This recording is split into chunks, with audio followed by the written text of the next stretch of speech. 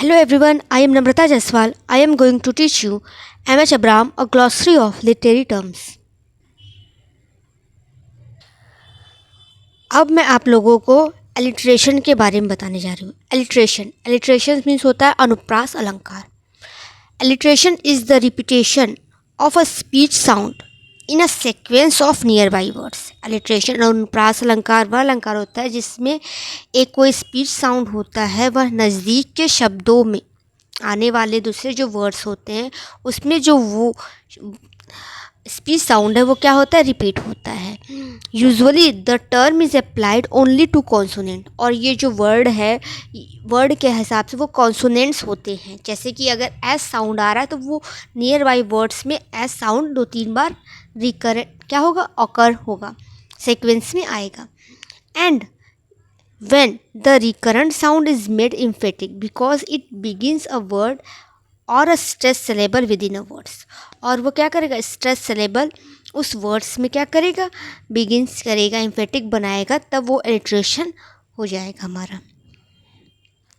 In an old English alliterative metre. अब ये old English alliterative metre है, इसमें थोड़ी कैटेगरी हो जाती है.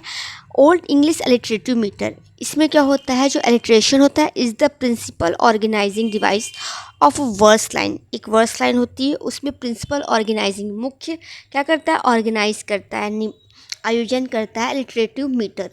ठीक है, एलिट्रेशन से एलिट्रेटिव मीटर्स उस लाइन को कहते हैं. अब उसका क्या होता है, यह जो वर्स होता है वो अनराइम्ड होना चाहिए.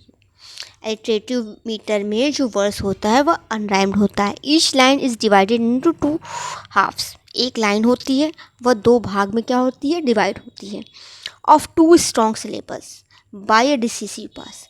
एक लाइन है वर्स लाइन जो कि अनराइम्ड रहती है, उस लाइन को 2 हाफ में डिवाइड हुआ रहता है और उसमें क्या रहते हैं, स्ट्रॉन्ग स्ट्रेस रहते हैं और इसके बीच में एक पॉज रहता है. इस जो डिसिसिव पॉज होता है, एक निर्णयात्मक पॉज होता है, इसी को सिजरा कहते हैं. What is caesura? Caesura is a decisive pause. ठीक है.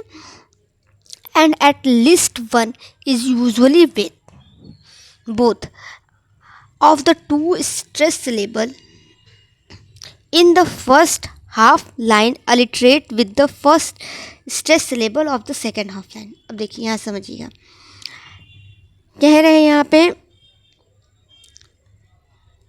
Eight least one the usually both, एक या फिर दोनों ही जो स्ट्रॉन्ग स्ट्रेस सिलेबल हैं, 2 स्ट्रेस सिलेबल हैं फर्स्ट हाफ लाइन के, वो क्या होते हैं, दूसरे जो हाफ लाइन होते हैं सेकेंड हाफ लाइन के, वही क्या हो जाता है, स्ट्रेस सिलेबल आता है. ठीक है. अभी इसके एग्जाम्पल नीचे दिए हुए हैं. ठीक है. इन दिस टाइप ऑफ वर्सिफिकेशन, इस वर्सिफिकेशन के टाइप में, मतलब किस वर्सिफिकेशन में, एलिट्रेटिव मीटर के वर्सिफिकेशन में, a vowel was consider to alliterate with any other vowel. जो वॉवेल होता है वह भी दूसरे क्या क्या होता है, एलिट्रेट हो सकता है. तो यहाँ ध्यान दीजिएगा, एलिट्रेशन जो होता है वो कॉन्सोनेंट साउंड का, वो क्या होता है, कॉन्सोनेंट्स वर्ड्स का क्या होता है, रिकरेंट साउंड का क्या हो जाता है, रिपीट हो जाता है, क्या होता है, रिपीटेशंस होता है. लेकिन जब एलिट्रेटिव मीटर आता है तो उसमें कॉन्सोनेंट्स के साथ साथ वॉवेल का भी रिपीटेशन होता है. ठीक है. एलिट्रेशन में कॉन्सोनेंट्स का होता है, लेकिन एलिट्रेटिव मीटर में जो स्ट्रेस सिलेबल होते हैं वह क्या होते हैं, कहीं कहीं पे वो वॉवेल के रूप में भी आ जाते हैं. A number of middle English poem such as William Langland's Piers Plowman and the romance of sir Gawain and the green knight, both written in the 14th century. ये जो 2 वर्क हैं ये 14th सेंचुरी में लिखे गए हैं. Continue to use and play variation. अब ये लगातार इनमें वेरिएशंस होते हैं, किसको लेके, ओल्ड एलिट्रेटिव मीटर को लेकर.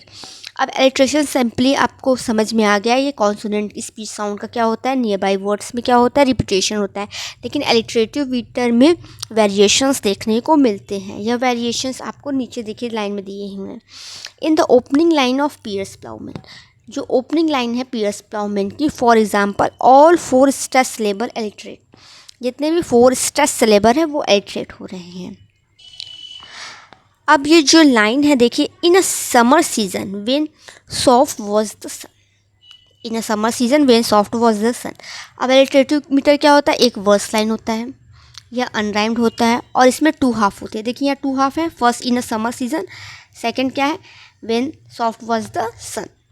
इसमें एक डिसिसिव पॉज होता है जिसे सिजरा कहते हैं। क्या कहते हैं, सिजरा कहते हैं। ये आपका डिसिसिव पॉज हो गया, कॉमा, जिसे क्या कहा गया है, सिजरा कहा गया है। ठीक है, डिसिसिव पॉज हो गया। अब इन दोनों में ट्रू स्ट्रेस सिलेबल होते हैं, first half alliterate with the first stress of the second half line. Summer season, S देखिए यहाँ पे रिपीट हो रहा है, 4 टाइम्स एस रिपीट हो रहा है, तो ये आपका एलिट्रेशन हो गया। ठीक है, अब यहाँ पे देखिए एक वर्ड आया था वोवेल का।